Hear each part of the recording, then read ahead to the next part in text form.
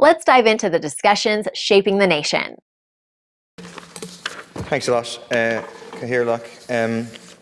Some of the most cynical arguments that we have heard in relation to the speaking time row over the past 24 hours has been the suggestion that the opposition is wasting time on this kind of unimportant thing when there's very, very important issues happening, like the housing crisis or Trump or whatever. And you have commentators who have cheered on every step of the way while the government, Fianna Fáil and Fine Gael, have made developers and landlords rich and worsened the housing crisis, who now profess to care in relation to the housing crisis, and we should be debating it. But the speaking time row is precisely about our ability as an opposition to hold the government to account. It is precisely about us having time to ask questions about the housing crisis, about appropriate education places for children with additional needs, and about neutrality. Because what we have is a Fianna Fáil, Fine Gael, Lowry government that is determined to ram through a whole series of unpopular measures. That is fundamentally why they are undermining the ability of the opposition to hold the government to account. You want to get rid of neutrality. You know yourself, your own party leader said it.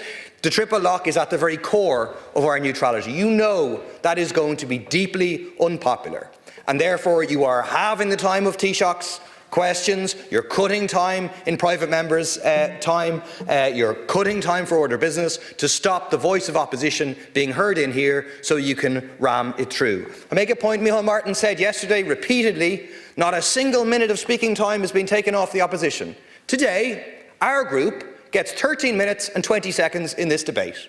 Next week, if you get away with it, we'll get 10 minutes. The same goes for all the other opposition parties. Our time is being cut to facilitate the Fianna Fáil, Fine Gael and the Lowry group. Fundamental point I'll make is that the triple lock is the expression of what is outlined in the Constitution, that Ireland accepts the generally recognised principles of international law as its rule of conduct in its relations with other states.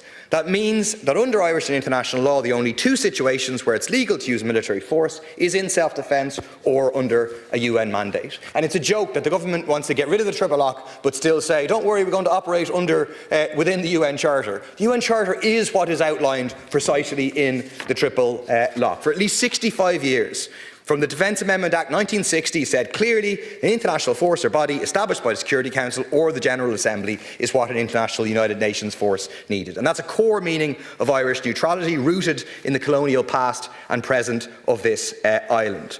And let's remember that the triple lock was endorsed by the people in a referendum. When we voted no to the Nice Treaty in 2001 because of worries about the drive of militarisation, the reaction of Fianna Fáil PD government, including Micheál Martin at the time, was to add an official declaration to it to include the triple lock. That was the solemn promise given to the people of this country, made by Micheál Martin. It promised us that Irish troops would not be sent overseas without the authorisation of the Security Council or the General Assembly. That's the reason the Nice Treaty passed the second time around, but you propose to get rid of it without going back to the people and allowing the people to decide. Like, share, and subscribe, and let us know your thoughts in the comments. We'd love to hear from you.